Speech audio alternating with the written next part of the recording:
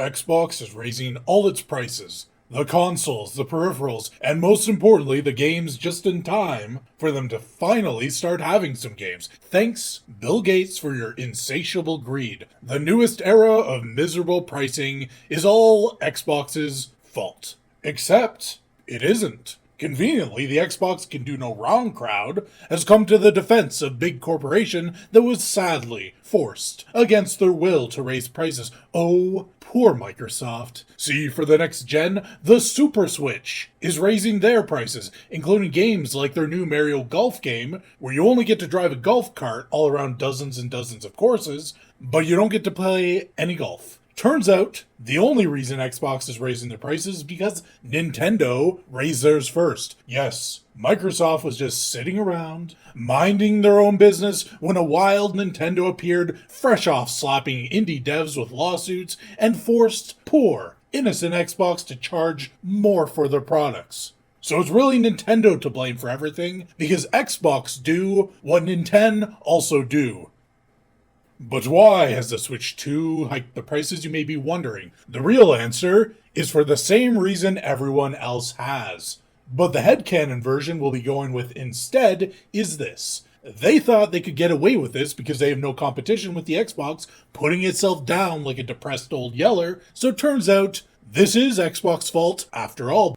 On second thought, wasn't GTA 6 already going to be $100? So in a year, we're going to be looking back at the current price hikes with fond nostalgia and going, hey guys, remember the days when we could go buy a game for only $80? So at the end of the day, it is all Rockstar's fault for making a game that costs them $2 billion to make, then selling it for potentially $100, even though it's also going to have a cash shop with over $1 million in possible microtransactions. But why did it cost that much? Inflation and tariffs, of course. Xbox is indeed a well-known Chinese company that will be fully tariffed because the Americans, they can't get jobs. People in China are eating like kings while those Yankee children are starving. It's so sad. So it looks like the culprit all along was society. Society and China.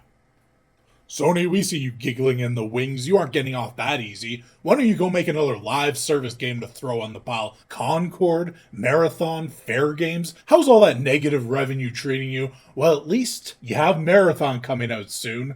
No doubt that game will be a marathon of revenue and not a sprint to the garbage bin. Xbox, we're not done with you. How did you lose the console war to a company that made a $400 million game that shut down in 2 weeks at a 100% loss? This is the most embarrassing upset since Cartman entered the Special Olympics and got completely bodied. Microsoft, you're telling me you bought a few dozen studios, shut most of them down, and what was your biggest investments? $70 billion on Bethesda and Blizzard? A failing Diablo 4? A failing Overlook 2? A failing Space Skyrim disaster? A failed Redfall? Where's that quadruple A perfect dark game you promised in 2020? The best game you made this gen is 20 years old. Oh, I'm sorry, is something funny, Nintendo? At least Sony didn't sue Marvel Rivals after Concord flopped. Here you are making up lawsuits and patents on the spot, trying to monopolize all gaming mechanics because your biggest franchise got slapped around by an indie studio, and the only way you can slap back is with the long dong of the law? You want to have the reputation of being the family console that's all about fun, but your cutthroat, anti-consumer, industry-destroying behavior is the court of law is overshadowing everything you do. You're more worried about your reputation being damaged without realizing you're the one hurting yourself in your confusion. The games industry is doing all it can to make the games industry worse. That is the biggest problem with AAA. We don't need more journalist hit pieces putting all the blame on some external source, blaming the fans, making up excuses every time one of their corporate allies releases a game that everyone rejects. AAA studios and their media dogs will never fix what is going wrong in the gaming industry, because no matter how blatant the problem is, as long as you keep blaming something that is not the problem, while ignoring the problem, your games will keep having that same problem. And your games have kept having that same problem for over a decade of decay and decline. Once upon a time, they were at the forefront of game quality and innovation. There was a time when Square Enix RPGs had the most beautiful graphics and engaging, lengthy, linear stories. There was a time when BioWare was innovating in games that allowed choice and the ability to not just watch, but be part of the direction of a story. There was a time when the Arkham games were the best example of capturing the iconic feel of Batman, the city, and the villains, quite possibly the best example of getting to live out a childhood fantasy through gaming, of being the Caped Crusader and exploring the seedy city of Gotham, only for them to use Kill the Justice League to shoot their own legacy in the head on a cheap bench. There was a time when Assassin's Creed and Ubisoft were at the forefront of open-world gaming, when Saints Row meant outrageous but stylish fun, when Xbox brought attitude to gaming with its unfiltered live gaming experience in chat rooms, its best-in-show shooters, when PlayStation had the biggest exclusive libraries with games for every type of player, when Nintendo was offering consistent, family-friendly quality that could not be replicated. And now, they're being outplayed by AA and indie studios with far more passion, far more quality, and far more creativity. BioWare's Veilguard is a shallow, stunted mess. A company once revered for their characters and stories managed to make one of the worst stories and most obnoxious and unlikable casts ever designed. Meanwhile, their own franchise has evolved to Baldur's Gate 3 at the hands of a far smaller studio. Sony released a $400 million live service hero shooter at the perfect time for industry penetration, and it did nothing. Months later, a studio nobody's heard of drops Marvel Rivals and immediately shoots to massive acclaim. A single guy made Schedule 1 and took Ubisoft's most expansive game, AC Shadows, behind the shed.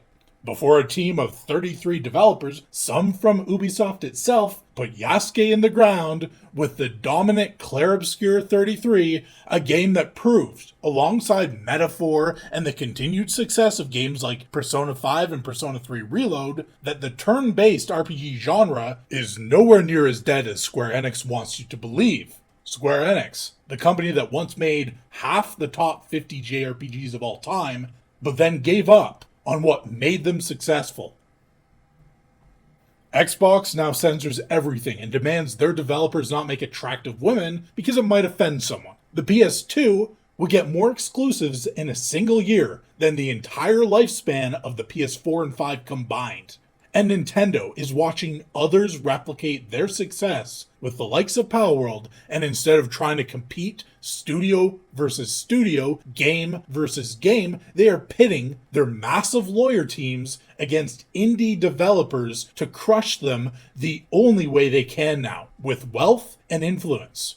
The AAA industry is absolutely pathetic, full of activists who hate gamers and games, full of weird political systems rotting studios from the inside out, and propped up by paid and bought for games journalists and consultants. When they cannot make a game players want, their reaction is not to try to make a better game, but to attack the people who rejected the game over and over until gamers are so sick of the constant harassment they finally push back, much to the shock of the media cry-bullies who have become the industry's most virulent plague. So who is to blame? Society is to blame. The society of gaming elites, known as Access Media and the AAA games industry. But who is the savior? AA, indie developers making games they love for players they want to please. Content creators finding an audience that is not handed to them by a major corporate media site, but they have to build up from scratch over years on YouTube or Twitch. The lack of innovation, the spiking prices, the antagonistic media, this is all over. AA and indie have caught up and even surpassed AAA. You can find easily a dozen games to sink time into that are fun and come from studios you didn't even know existed 5 years ago. The stranglehold that AAA corporations had is slipping. And this makes the gaming industry not at its worst. As the Lion Media will tell you, no, gaming right now is the best it has ever been, and it is going to keep getting better. It is easy to get buried in the toxicity of the media. That is their goal, after all. They do not want you to realize the quality of games not made by large corporations that have the money to throw at them and their consultant pals for access journalism, bot review scores. The studios that made Black Myth Wukong, Stellar Blade, Palworld, Ori and the Blind Forest, and more of these upstarts do not have the funds to throw at a bunch of media thugs demanding protection money. So all of these games get hit pieces on them despite being well received. These smaller studios risk becoming potential rivals for the AAA. We need to keep calling out the bad behavior, of course. If they are not brought back to task when they do something vile, they will just keep doing that thing. However, we also need to recognize the good and all the creative energy coming from people who love games, or we will be overwhelmed by cynicism. So if you have a positive outlook, leave a like, subscribe, and leave a comment about what games you have been surprised by or are looking forward to. The fall of AAA and the rise of Indie and AA is what will make this the greatest era of gaming. Unless, of course, these sore losers who lost their spots at the top of the gaming industry patent every single game mechanic they can get their hands on.